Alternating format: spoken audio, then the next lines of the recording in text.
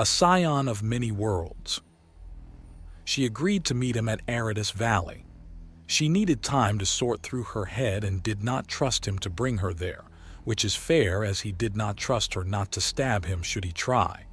Elder Elise had questioned him about the wisdom of speaking to or with such a person. He had brought her personal pain and sorrow. She worked clearly for a group that was, if not opposed to him, then they were doing things he was opposed to and would likely come to blows. It's the problem with trying to take the moral high ground. It leaves you open to attack from all sides. He had answered. His swords were not in any way put away. He's not stupid. The Foza girl might decide her revenge is more important than any answer and come for him. With her likely sonic attacks, he needs to be ready to move faster than sound. And the time it would take to fish out his weapons and strap them back on would be an unacceptable delay. Then why take it? She challenges him and he grins. Because the moral high ground may be exposed terrain, but it is also stable terrain. You can't plant your feet in vice, hypocrisy, and cruelty and expect to hold your ground. You can, however, stand on principle and refuse to move. You'll be attacked more, but from that stable position you can also better defend, he says, and she raises an eyebrow to challenge him. How does any of that stop her from killing you out of revenge? Who's to say she will? He asks, and she openly scoffs. All right, she probably will. I fully believe there will at least be one attempt on my life by her. Not only does she have the capacity and cause to do so, but this world encourages that kind of thing. But what if she doesn't? She will. Probably, but not definitely. You need to give people chances to prove themselves above their baser nature. Otherwise, how can they ever be better? You're naive and foolish, perhaps. But how can things like justice, mercy, or duty ever exist if we don't work to create them, if we don't give them a chance to be born? He asks, and she looks at him oddly before snorting. You're quoting something. More someone. Many conversations I've been having with my own people go off into tangents about morality, cause and effect and such. You're studying philosophy? Elder Elise asks, even as she wonders exactly what kind of army teaches its soldiers these things. Why would a soldier need to know these things at all? I'm using philosophy to sort through the sheer number of things I've won. I've killed people with my claws alone. I've upended nations and shattered lives in my wake. Whether it was for a good reason or not, it's still something to sift through. You are a confusing person, Mr. Man. I'm the only man on the planet, and I'm from another one an impossible distance away. I'm shocked that I'm getting along so well with the locals. You've participated in numerous wars and you think things have gone well? There is a deep amusement in her tone. She's mocking him. She has cause to. I'm able to have peaceful conversation with many people and try to understand things from their angle. While I claim to merely be a soldier, I've been receiving training for statecraft and diplomacy as well. Although the trine empires of the other continent are very foreign and possibly hostile towards me, I'm able to easily walk among 3 major nations on this continent and be welcomed there. Which means more than half the world hates you, as there are several major states beyond Miru, the Goldlands, and Greenstone on this continent. I know, Bright Dawn technically counts and they don't like me much. Furthermore, the scattered city-states on the opposite end. I have no clue, to be honest. My only contact is that some of their citizens are also members of the Starseekers. And the Yorgwa on the archipelago that leads to the continent of the Trini? She asks, and he shrugs. I've met some Yorgwa? If you want to just live peacefully, then you've done enough. But that's not what you want, is it? You're not looking for peace. You're looking for problems. Yes, it's a little something my uncle taught me. Man was a neat freak and he wasn't satisfied until his looking for dirt came up blank. What? Maybe I could have phrased that better? My uncle, an uncle is a male sibling of one of your parents, was a neat freak.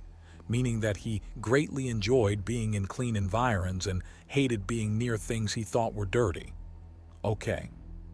He taught me that if you truly want to clean something properly, you don't look at what you've already cleaned, you look for more dirt and clean that. Then you keep looking and cleaning until you can't find any. Oh, so you're intending to do that with the problems of this world? Yes, but I'm focusing on the big ones, Jasper admits. The city-states, while having a contrarian policy for not really being unified despite being unified in all but name, are annoying, but they're not hurting anyone or making anything worse, so they can be ignored to a certain extent. There are problems, but they're so very minor compared to the mess that was Miru and its surrounding nations. And now Bright Dawn is on fire. It was on fire when I got there, and you can't prove otherwise. He jokes, but she gives him an alarmed look. It was a joke. What's happening there is a tragedy, and humor is a good way of dealing with such things. I've only heard rumors of the mounting tensions there. Your arrival is the first confirmation I've received that it's caught fire and grown worse. Well, as I explained before, I was called in to aid the Grand Midwives in evacuating their people. I discovered an eternal empire plot to steal a powerful relic from those lands and got my claws on it first before turning it over to the midwives. As for the actual war itself, it appears to be a coup that spiraled completely out of control. How do you know? Because most of the actual damage was concentrated around the levers of power. If it was just a riot, the docks and ships would have been burnt far worse, perhaps the poorer districts. Instead, they went straight for the temple, and I'm told they also went for the manors of the city elites. If it helps, think of the mess as the biggest, noisiest assassination possible. It's days like this that I thank every goddess and spirit that my people are a gentle, quiet folk. What about me? Jasper teases her. Not you, you're a freak. And proud of it, he announces. And Elder Elise just starts laughing in response. Anyways, things are going to be fine. You're not needed for anything, but there is help coming. Just keep going as you are now and everything should be all right. I'll judge that for myself. You're going to visit Elder Gronzi, aren't you? Yes, she says, and he nods. All right, it will be a bit before she awakens though, but she should have a great deal of progress done by this time.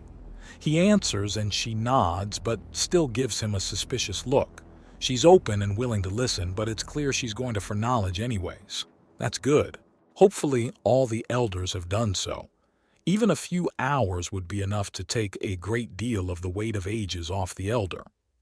Right, that's that then. I'll be heading to Aridus Valley. It won't do to have my guests show up before I do. It might give a bad impression, he says as his wings slowly unfold. Safe flying, strange one. Safe flying, elder, he replies, and then brings down his wings to launch into the sky. His one flap coupled with axiom to pull at the air brings him through the canopy and up into the sky beyond. In the distance he can make out some of the megafauna of the world, but they're too far away to be a threat and they're not near any community he's aware of. So he turns his back on the grand gliders and rockets away towards Aridus Valley. He allows the wind to whistle through his antenna and fells the air pushing against him. Even when he joins a slipstream heading the same way, he's still so fast that it only cuts the noise ever so slightly. There are entire continents worth of problems, and he needs to pick his fights strategically. Bright Dawn may be an issue if they start up with the piracy again after their civil war is over. It will be both easier and hard to deal with them if they're belligerent after the coup. Yes, their manpower will be down and they'll still be injured. But they'll also be excited, drunk on victory, and likely a little bloodthirsty. The city-states both need to be dealt with and don't. They need to be told what's coming, but at the same time they mostly keep to themselves. They're worried about trade and personal stability. Yes, refusing to unify is annoying, but he'll take annoying over outright belligerent or hostile every day of the week and ask for seconds with a smile. The biggest problem will be tackling the Trine. A single continent with 3 major empires on it. One which has a reputation for slaving, another which has already proven to be acting against other nations of the world and stirring up chaos, and the last one is stuck between the two as they feed off it. The empress of that one is the last living survivor of the colony ship. She's undergone so much in the intervening time that Jasper is honestly shocked she hasn't produced another primal Nagasha through sheer stress, as the other method of a complete lack of it is all but impossible. At least, he was shocked until he asked questions. The answer he got was as sad as it was sensible. The girl was too responsible. She refused to have any child unless she could care for it properly, and she refused to let her responsibilities fall to others.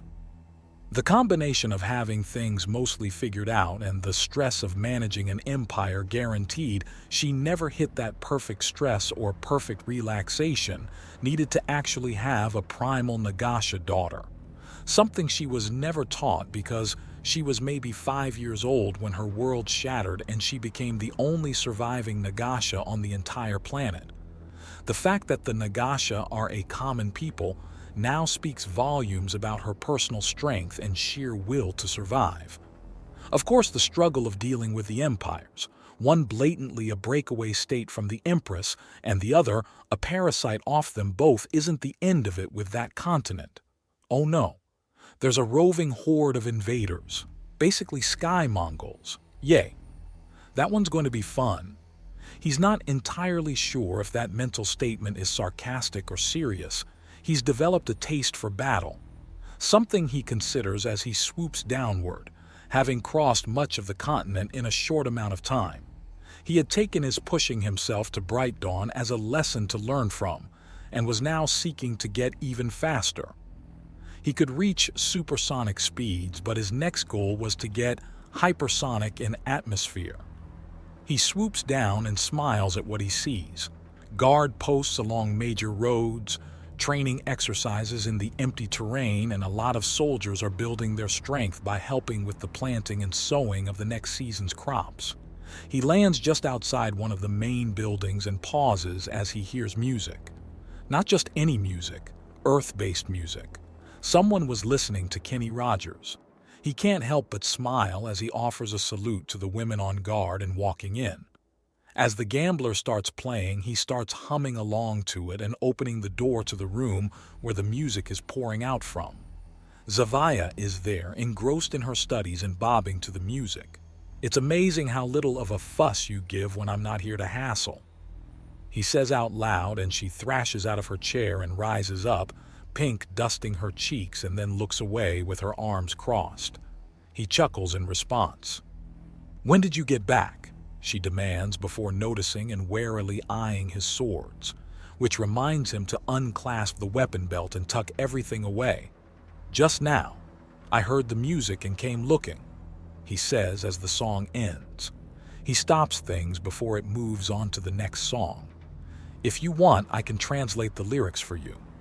"No, just get out, out, out, out," she insists, and he holds up his claws in surrender. "All right, I'm going. I just wanted to check." "Get out," she insists, shoving him out of the room and slamming the door. He suppresses the urge to laugh at that bit of silly drama. Ah, teenagers.